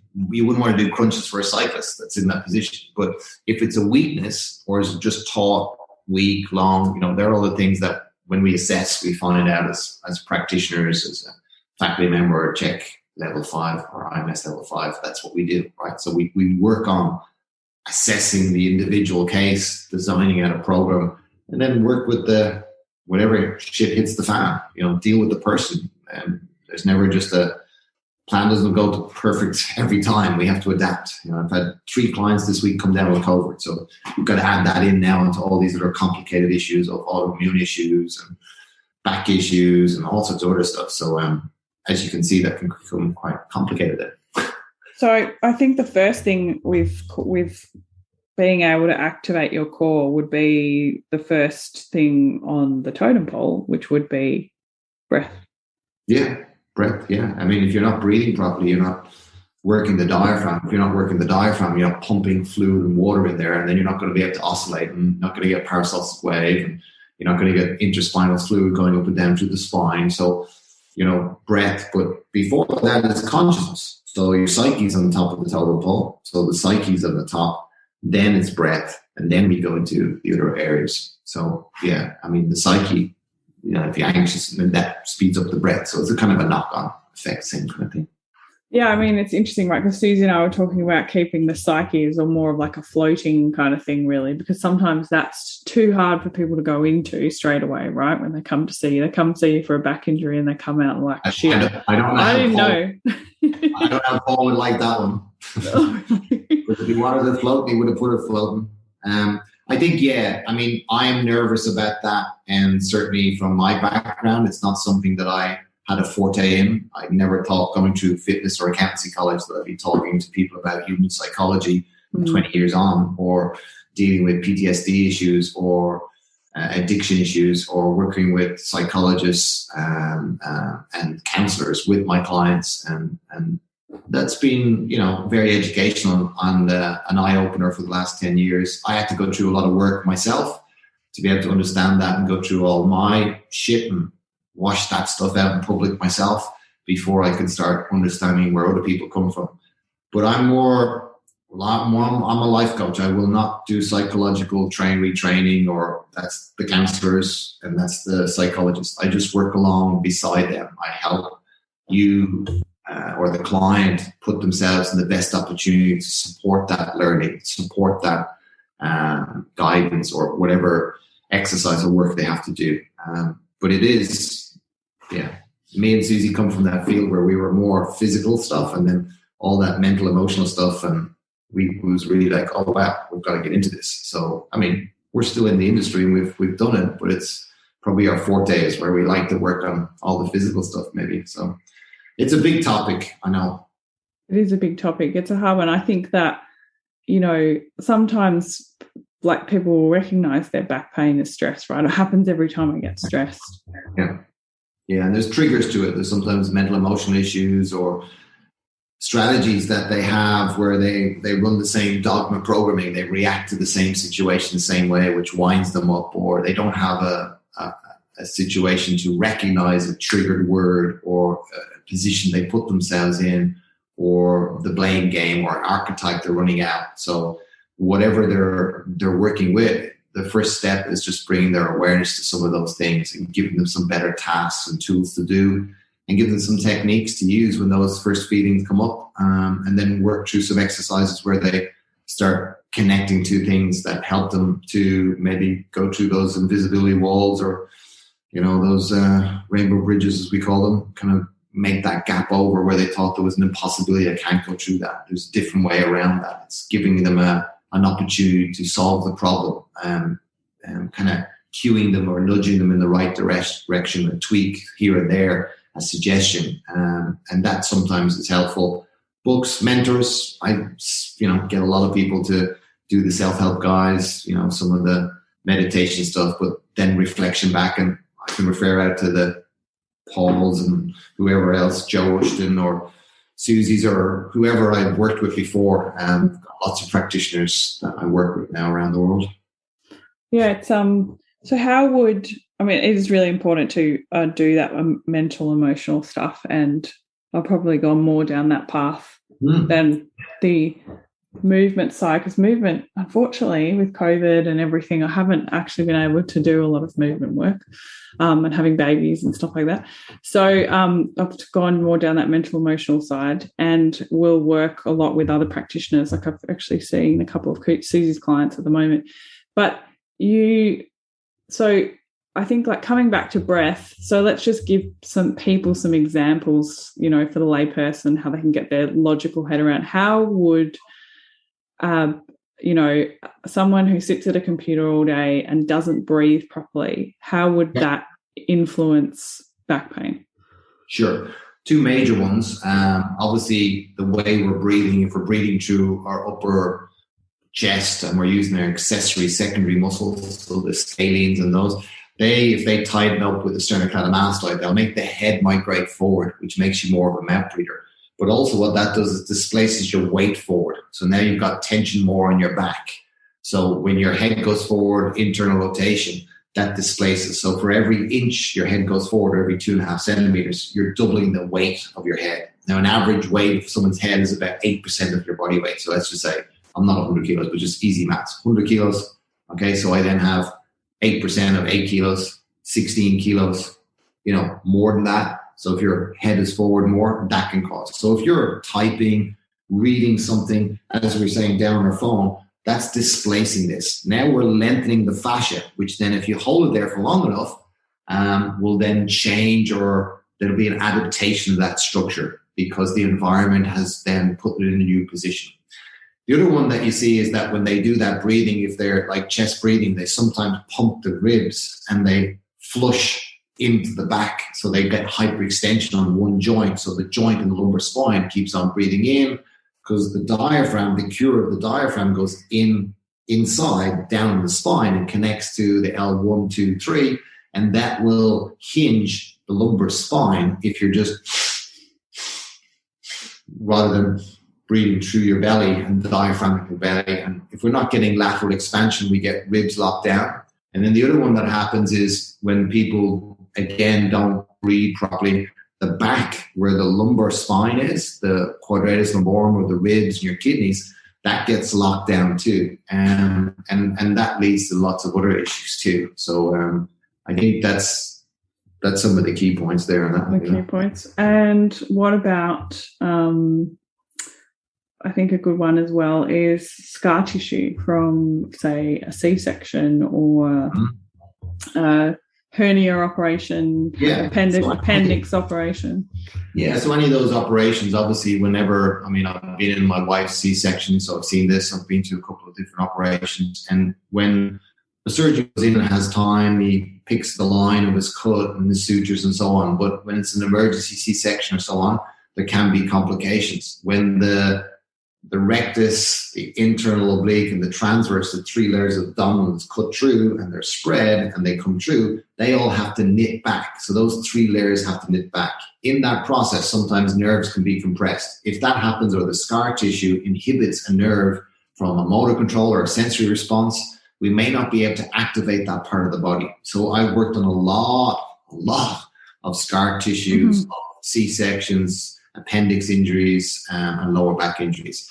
And once we get that fascia and clear the scar and then reintegrate and make sure there's nothing happening underneath, it's like magic. The system, the lights in the tree starts to come back on, the muscle starts to fire. You can see the skin tone change. You can see like hair, you can see tonality. The texture of the skin feels different a week, 2 weeks later. So again, when you have scarring or injuries or like guarding mechanisms, so reciprocal inhibitions, or ways that, like when Stuart McGill used to call it glute amnesia, when you get a lower back injury, you look at skyline tests, and sometimes the right side is a smaller muscle in the bum. So because the nerves that feed that don't feed it and don't nutrition it, and they don't take the waste product, but also they're not getting enough activation. So that muscle doesn't turn on. So now one of the major stabilizers or the major pillars or platforms in our base of foundation of our body can't turn on. So when you have injury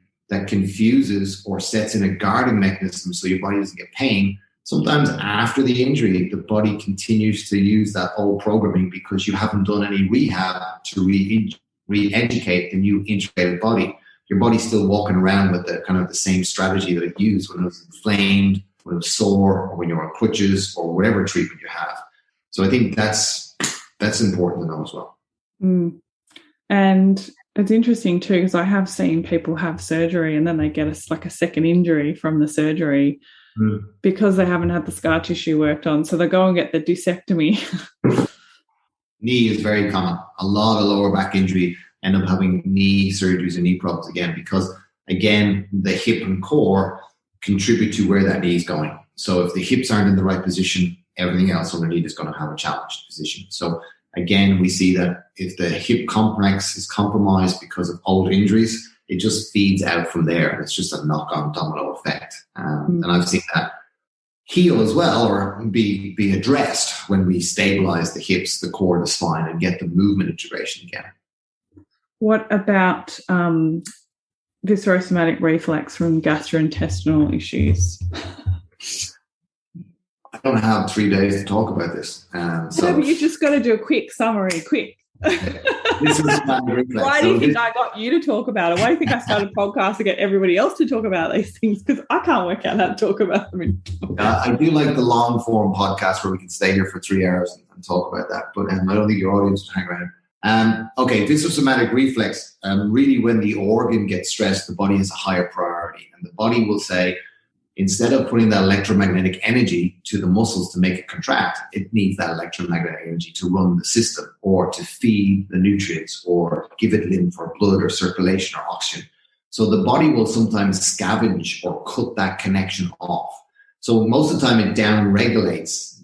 It's like not working at optimal force. We also use this as an indicator in medicine for heart attacks when you get pain running down the arm, because the nerves that feed the heart also innervate the chest and the shoulder and the tricep and some of these other muscles. So you get that pain, and the nerve complex going down will get compressed. And that's a viscerosomatic reflex when the organ, which is the viscera, has a reflex to conserve itself or to stop the muscles contracting down on it, so it won't let the abdominals contract. And therefore they can't contribute to the stabilization. So it doesn't matter if you've done all a week's training, 2 months training, you eat something, you get food poisoning, you won't be able to train the next day. It's the same level of kind of understanding. If you have an intolerance or a leaky gut or a microbiome or dysbiosis, some kind of a bug issue, and you can't contract down, you can't tie up the load, you can't support the system. So the muscles, the fascia, the connection tissue won't fire, because it will not give itself pain and come down on like an inflamed or bruised or sore organ. So I think that's my shortest viscerosomatic reflex. The shortest, yeah. And so things like, I think a lot of women will be able to relate to this, especially like around premenstrual. Totally. And it's so common. And unfortunately, over the last couple of years, it's only got worse in younger people. So you're getting more ectopic, you're getting more cysts, you're getting more ovary complications, infertilities. And biggest thing I see is, with the females is sprays, chemicals, just too much overload in their system. And that's causing lots and lots of problems. So, yeah, really sad to see. It is sad to see. But, yeah, that can really shut down the core and the back and drive a lot of injuries. Like I've had a lot of pelvic issues from having a hypertonic pelvic floor. We did touch about this in another episode where I had amazing physio that I work with, a couple of girls, Joe and Tam, come on, and we talked about sometimes needing internal pelvic floor work. Do you want to just touch on that a little bit for the listeners on how those things can affect? The pelvic floor, pubic-coccygeal muscles, the bottom of the pelvic floor, the nutcracker effect that Diane Lee talks about, and stabilizing the pelvis. She talks about, and Gary Gray and everybody else says, the pelvis is the gateway to movement. So if your pelvic floor is compromised, or you've had some complications through birthing or some other issue, then you'll need to get a physio or an osteo or someone that does some internal work, sometimes to release some of the orbiter muscles or some of the other muscles that go around scar tissue. And then there's various different exercise techniques and treatments you can get that may have to address some of the scar tissue. And there is some of the kind of lifestyle factors that you might want to change as well. So very important to address those if you do have that, because that pelvic floor is very important for females, because the female's pelvis has an extra third surface area, and it also has a more challenged angles. So the setup is a lot more challenging. So we need more support and structure in the female pelvis, and female pelvis has also to give birth as well, which is an amazing thing to do. And then to be able to do that, it has to have stability then afterwards. And also even for the women who've had C-section and haven't had vaginal trauma, there's a change in the relationship of the core once you cut that muscle. And so then I'm finding a lot of women have pelvic floor issues, even though they had a C-section. You can go back and listen to that other episode. But, I think like what Donal and I are trying to say here is that, you have to really do an assessment of all of these muscles, like the inner unit, outer unit. Do they fire in the right sequence? What happens to your core specifically when you strategize a lift or a load, or, and I think that's really hard for a physical therapist to do, because we pick up a lot of stuff, right, when clients just are walking around the gym. We say to a client, just pick up a weight. Like I remember one of the biggest lessons, I think you picked this up on when I was, a new trainer, and I was, you're a personal trainer, like, oh, okay, well, this person's paying me like all this money. I should pick up all their weights for them and put them down and move them around. And I think you actually picked me up and doing that, saying, don't do that, because it's like the best opportunity for you to actually see how they strategize movement when they're not thinking and they go to pick up a weight off the floor, or they, that's the beauty that personal trainers have, is that they get to see people strategize movement, and not other physical therapists don't really get to see that. Yeah, sometimes it's physios and physical therapists are two different professions for me. So, a physical therapist that actually looks at movement quality versus a soft tissue physio, very different field. I mean, if you're working with someone that knows movement and they can feel that in their body, it's so much easier. But when they don't know it or don't understand it, then we do have to re-educate them and reintroduce their body to their body again, or the body parts back to their body, and reintegrate them. It's an interesting part of the assessment. But so diet's really important, emotion's really important, scar tissue. And I think the whole birthing thing, I feel like birth is getting more and more severe, in a way, like it's becoming more and more and more medicalized. And so there's actually a lot of women who just suffer a lot of trauma from the birthing experience that needs to be. I think that goes all the way back to, Sally Ann Fallon and nutrition, physical nutrition and degeneration. I've seen it over my career. We are not getting healthier and stronger as a society and as a species. I'm seeing more and more challenges and less and less kind of common sense approaches to doing stuff. And so as I said, I think I'm getting the grumpy old man kind of thing, but it's kind of like my observation anyway from my clinical experience is that there's a lot more challenges out there to navigate these days than there used to be. It's huge. I mean, I remember like just when I had my clinic and clients bring their kids in, and I just can't believe like the integrity of children's tissue nowadays, and just how soft and floppy they can be, and how they just cannot stand in space. You watch them, they can't stand up for too long, got to lean on something, got to, I get on my soapbox now and start talking about organic food and real food and everything else, but to me, that's the big change. I've had two boys now, 19 and 21, and I've seen all their friends, go through dentistry and injuries and all sorts of stuff, and tissues being pulled apart, and we got away with it. I don't know. Maybe it was just the organic food. Maybe it was some other stuff. Maybe it was their genes. But you know what? It worked, and I'm just fascinated that people don't see it. That food used to be grown this way all the time. We didn't have to label food and put stuff on it to call it how it comes out of the earth. But we've changed the way that we do that in our big cities. We eat big volumes, and that's an excuse to just throw calories in. And people need to take responsibility and start looking at nutrition. And I think that's the biggest issue for me there with what we've been talking about: integrity of the core, integrity of the back, the tissue makeup. The body fell apart because the substance, the material you made it out of, and the environment you put it in wasn't strong enough. So change it, mix it up a little bit, have better quality, learn how to navigate the environment that you're in better, whether that's being sitting down, moving with your kids, sports. And I think that from there on is kind of like, yeah, we've got to look at ourselves and say, if we can't do this ourselves, reach out for help and ask someone, because certainly it's a bigger industry than it was when I started back in the 90s. It's huge. So I guess I just wanted to sort of touch on some of the modalities that you use with her, because I think you can have a look at like Kathy talks about it quite a bit on her Instagram, and so people can go and have a look. Get you can see. Well, I guess people want to see what it's like to work with you and what you would do, but some of your approaches were very out of the box, and you've worked with a lot of people. I'm just picking Kathy because I know her. I'm so conditioned to being around the surgeons or the doctors, the physios have been around. I don't think my approach is out of the box. I think everybody else's approach is so stagnated that we're not looking at the multifaceted approach. So it's an interesting observation. For me, doing the things that we did with Kathy, I definitely got a bit of help. She had a disc injury, L5, S1, quite a broad disc, 13 mil.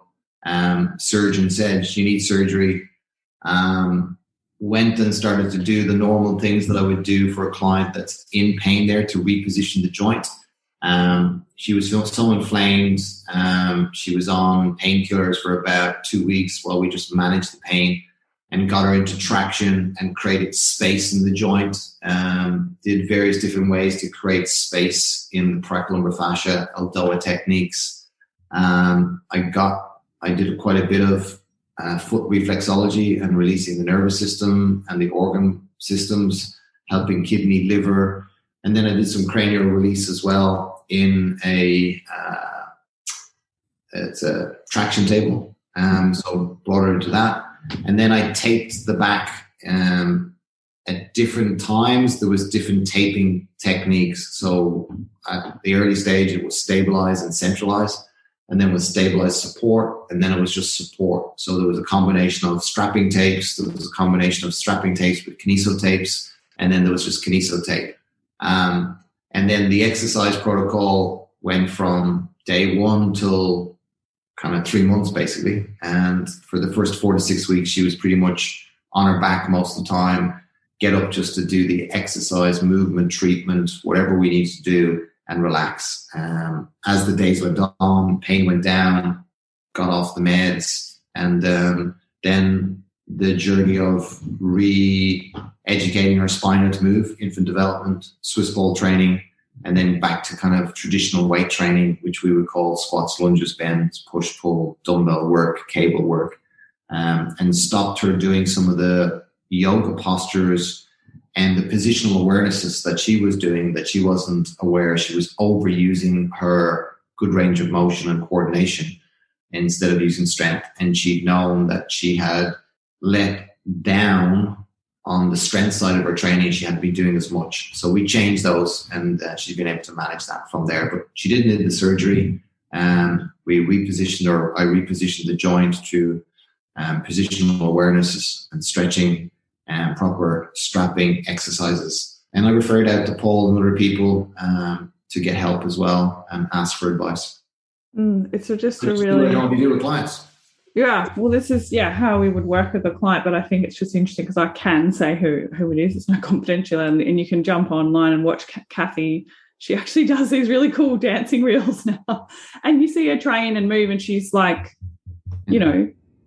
she's amazing, and she's just getting better. And and I think it's good to see her as well, because she's over 50 now, and you generally associate with being over 50 as declining in movement and not being able to move, whereas every time I see Kathy, I'm like, she just keeps getting better and better, so that's why I wanted to mention her. I mean, you've done some amazing transformations that I know of, other injuries and stuff like that, and I think also what is also good about Kathy is that she was someone who was eating organic food and doing a lot of movement and doing all the right things, and a lot of people will go, well, why does this happen to me? we have to understand, I didn't use me or Kathy as my example in organic food when I used it. I used my sons because they were eating organic food from day one. Kathy and me only got introduced to organic food. So our material, our organs, our fascia, and tissue weren't made on that material.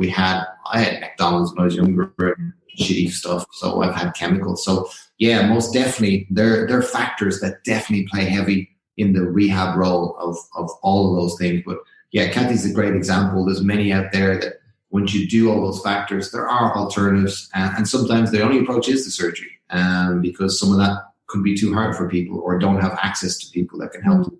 And I think that's important too, right? Like I was talking with a client the other day who was saying she didn't want to take this medication. And I'm like, we have to look at the context of everything. And if you're in pain and you need pain medication so that you can actually move and get fluid to the joint and everything to get it healing, then there's an appropriate application for that. There's an appropriate application for surgery. We're not saying, don't do all these things. I used to be such a purist. I never wanted to take an aspirin, and then I've worked out all the amazing things that aspirin can actually do that are not pain relief. But, you can use aspirin in a really appropriate way in a functional medicine kind of space. So, yeah, I think it's having someone like Donal when you have an injury who can assess the whole thing. And I feel like that too sometimes with clients. Like you become a project manager. Okay, I'll talk to your doctor, I'll talk to the osteo, I'll give them all their jobs, and then I'll make sure that they're all actually working together, not against each other. Someone who can look at it in this holistic way and then design a program that normally takes a good 6 months to a year. Like it's not going to get better. Yeah, and that depends on the injury as well. So as I say to all disc injuries, you're about a year before you're out of the woods. We could probably get you out of pain and moving efficiently in about 2 or 3 months. And that's enough kind of for most people to say, oh, I'll go back bike riding. And that's when they stuff it all up. So you can get yourself out of pain pretty quickly, but you will not be able to move efficiently, or you're at the risk of re-injuring for the next 6 months at least. And then after that 6 month period, if you keep injury free, your chances diminish from there. But we need the right nutrition to make that tissue rebuild. And it takes a full year for most collagen, deep lying tissue of your spine to resurface itself or to reheal itself. So I know a lot of the annual fibrosis in the discs around the fibers of the spine take a long time to heal. So we need the right collagen, we need the right nutrition, we need the right rest and the right stimulus. So yeah, sometimes it takes a long process, and some people don't want to do it or can't do it, so they have to pick the other alternative. And also I think working collaboratively is a big thing I always push. Like I've been a level 4 Chek practitioner for a while, but I just, because of the pandemic and everything, I haven't had enough hands-on experience. So I am constantly asking for help from Susie. I would, if someone would fly up to Queensland for work with you, I would, if I couldn't fill in those gaps. Like we have to get into this thing of going, well, I'm trying to get the result for the client. How am I going to get the result for the client, and who can I work with, rather than owning that journey for them? But I really want to say that working with Donal was pivotal for my career. And Donal runs mentoring programs for trainers. And I've had you, and I've had probably Mark Buckley and Susie Neville have probably been my biggest influences. And you've all taught me different things. And that's why I think sometimes it's actually good to have a few different mentors and get a few different perspectives. But Donal, please tell us about your mentorship program. Tell us about how you could work with you as a client. Yeah, so I'm based up in now Sunshine Coast, so I'm doing a lot of hands-on rehab. Clients will come in to work with me from around the local area, or sometimes come interstate and fly in and work for a day or 2 days with me, and then bring that program home and follow out the treatment. But I'm hands-on, so they do need to come back to revisit. So I'm not really designed that way to do online. I do mentorship programs for Chek industry people that want to start the academy or working their way through the courses, personal trainers, gym instructors, physios, chiros, osteos that want to bring a rehab element to their business. So I run mentorship programs up here on the Sunshine Coast and workshops as well, face-to-face, hands-on, practical stuff in Iowa here. where we live, up in the Sunshine Coast. So Place of Chi is our website. Check out us on Instagram. That's where we're doing most of our advertisement and shout outs if you want to find us and contact us. Yeah, but look out for Kathy, because, you know, the beauty and the brawn. Yeah. Is that right? Our goats are becoming very popular now. Your goats are really cute. Instagram hits, they got more followers than I do. I know, right? And how I have to say, I'm really amazed at your sons and what amazing human beings they've grown up to be. But especially looking at Josh, who's gone to play basketball overseas. Yeah, he's in the States playing basketball. We're hoping to get him back now in the next 5 or 6 weeks for a short stint anyway before he starts his next year. So he's 6'7" now, and he's put on about 10 kilos of muscle being over there in college. So he's coming back to scare me now. It's kind of role reversal for the rest of his life, I think. I can't believe he's taller than you, because how tall are you? You're tall. I'm 6'4", so he's 3-4 inches, and he's becoming a bit of a brute too, so he'll be a monster. So I'll have to check him out on Instagram. But yeah, what an amazing story. Do you think you had a lot of influence in his athletic career? Yeah, I did a couple of things that I should have done. I did some rewiring of his nervous system by Richard Schmidt, where I stimulated both sides of his body. Mm-hmm. I made him play drums to get him coordinated. Got him into different sports that created different hand-eye coordination. And it worked. He's a pretty good basketballer and well coordinated, and seems to work really well with that kind of attribute. But it's all him. I just pointed him in the right direction. He's the one that wanted to do that sport. He had done other sports like jiu-jitsu and soccer and rugby and other things, but he got into the basketball and has worked his ass off for the last 7 years to get to where he is now. And there he is playing college basketball. It's amazing. It's amazing. So thank you so much, Donal, for coming on the show. I really appreciate it. And I encourage everybody to get in touch with Donal and Kathy up at their beautiful property in Noosa and go and have a visit. I'm definitely going to have to come up and visit. You'll have to. Thank you very much, and thanks for your time. And look to see you in the future. Thanks, Donal. Thanks, Leila. I'm Leila Lutz, and you've been listening to The Body Never Lies. If you haven't yet, please go to your favourite podcast app and subscribe, rate, and review this podcast. All the resources and references from this episode are waiting for you on my website, leilalutz.com. Just click on podcast and look for this episode. Now join me next week for another episode of The Body Never Lies. Thank you so much for listening.